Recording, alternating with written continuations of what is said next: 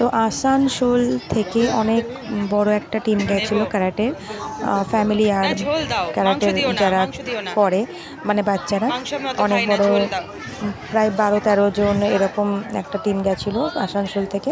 তো তারা কিছু জন মানুষ নিরামিষ খায় মানে ভেজিটেবল, তার জন্য পনিরটা প্রত্যেক দিনই থাকতো, পনির বা ছোলার একটা সবজি মানে সবজির তরকারি একটা প্রত্যেক দিনই থাকতো সবার জন্যই।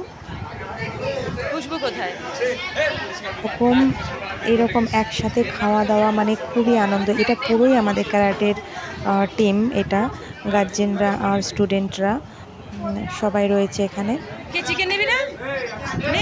মানে একসাথে খাওয়া দাওয়া খুবই ভালো লাগতো। আর এই দিনগুলো আবার আসবে হয়তো একটা বছর পরে, হয়তো যেতে পারবো কি না সেটা আমি জানি না, কিন্তু যাই আমি প্রত্যেক বছরই চেষ্টা করি যাওয়ার। ভাগ্যে থাকলে আবার যাব, সবার সাথে আবার দেখা হবে, আবার এরকম এনজয় করব। আর ওদের ট্রেনিংটা খুব ভালো হয়, এই সামার ক্যাম্পে সব একসাথে খুব সুন্দর ট্রেনিং হয়।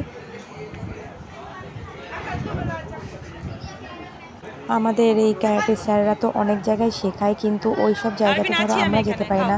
যেরকম আমরা রানাঘাটে শেখে আমাদের বাচ্চারা, আর শ্যামনগরে শেখায়, পায়রাডাঙ্গায় শেখায়, কলকাতায় যায়। সেই সব টিমগুলো সব এক জায়গায় যখন হয় তখন খুবই ভালো লাগে। সব একসাথে আমরা একসাথে যাওয়া আসা, খাওয়া দাওয়া, ঘোরা সব কিছু।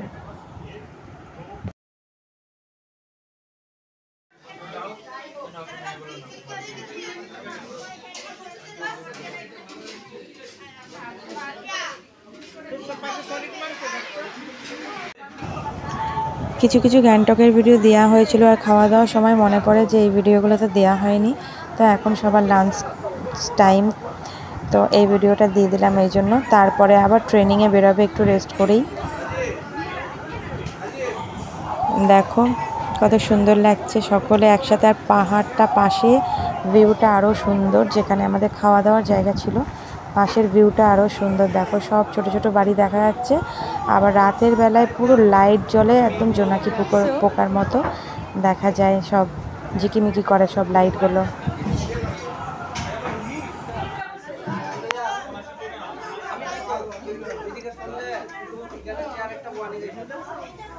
যারা মাছ খায় না তাদের জন্য ভেজিটেবল করেছে। এরা অনেকজন মাছ খায় না, আসানসোল থেকে এসছে না, তো ক্যাম্পে এসে সবই খাস, তো ক্যাম্পে এসে সবই খাস, মাছ সব খাস, বাড়িতে তো মাছ খাস না।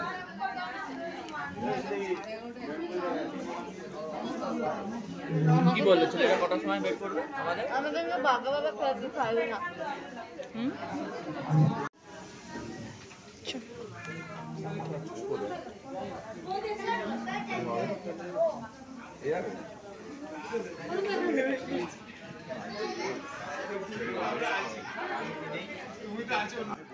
তো আমরা যখন সামার ক্যাম্পে যাই তখন আমাদের মোবাইলে একটা গ্রুপ করা হয় হোয়াটসঅ্যাপে। তখন মোবাইলে সব মেসেজ ঢোকে, কখন কোন ক্লাস আরম্ভ হবে, কখন বেরোতে হবে, তখন মেসেজ ঢোকে। তা আমরা ওই মেসেজ ফলো করি, আর ওই অনুযায়ী আমরা সব ট্রেনিংয়ে বেরোই। কারণ যে যার ঘরে থাকে তো তখন বোঝা যায় না যে কখন কি হচ্ছে, তো মেসেজ ফলো করতে হয় সব সময়।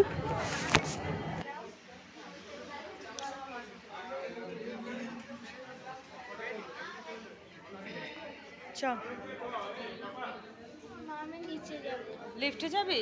নিচে না, লিফটে যাবি না, একটু রেস্ট করবি, আমার ড্রেস আপ পরাতে হবে। চল নিচে, নিচ দিয়ে চলে যায়, লাইন পড়েছে।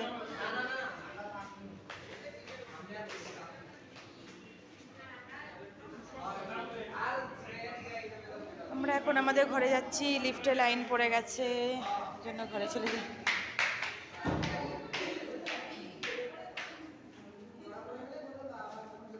কিরে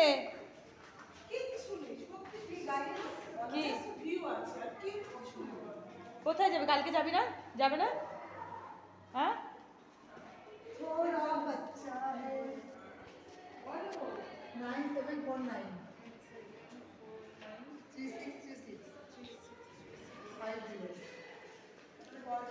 যে এখানে লিফট আর আমাদের ঘর পাশে। দিদারা গেছে, কেউ আছে? কেউ নেই, আমার কাছে চাবি। হ্যাঁ, এখন শুয়ে শুয়ে ফল ফ্রুট খাচ্ছে। এত ট্রেনিং হচ্ছে, একটু ফল ফ্রুট না খাওয়ালে হয় না। ফল এখানেই পাওয়া যাচ্ছে, কেটে বিক্রি হচ্ছে। গোটা আনতে পারো, কেটে আনতে পারো। আমি কেটেই নিয়ে এসেছিলাম, ঢেকে রেখেছিলাম। এখন লাঞ্চ করার পরে ফল খাচ্ছে, লাঞ্চ করার পরে। ও সবাই মিলে এখন ফল খাচ্ছি। এই দেখো, এত ট্রেনিং হচ্ছে ওদের, একটু ফল ফ্রুট না দিলেও হয় না।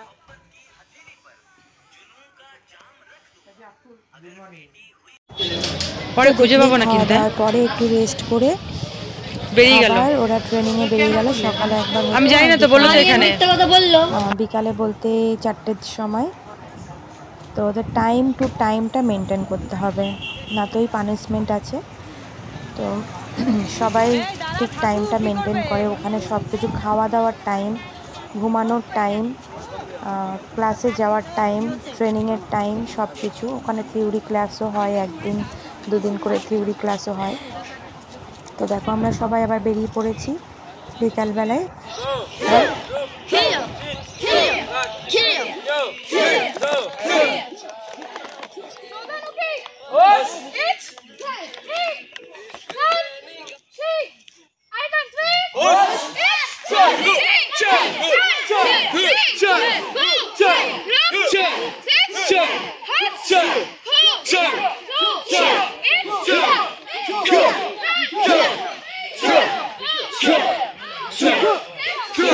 তো ওদের ওখানে ক্লাস হচ্ছিল, আর আমরা এখানে একটুখানি রাস্তায় ঘুরে ঘুরে বেড়াচ্ছিলাম, আমি আর আমার দাদার মেয়ে। তো এখানে দেখো পাহাড়ি অঞ্চল, পাহাড়ি অঞ্চলের হনুমান দেখো, পাদর দেখছিলাম, খুব সুন্দর মাঙ্কি খেলা করছে। আয় আয় করে ডাকছে, তার মানে কি পোষা নাকি? কি দারুণ খেলছে, দেখেছিস? আর এখানে দেখো, যোগ ওঠে না দেখিস।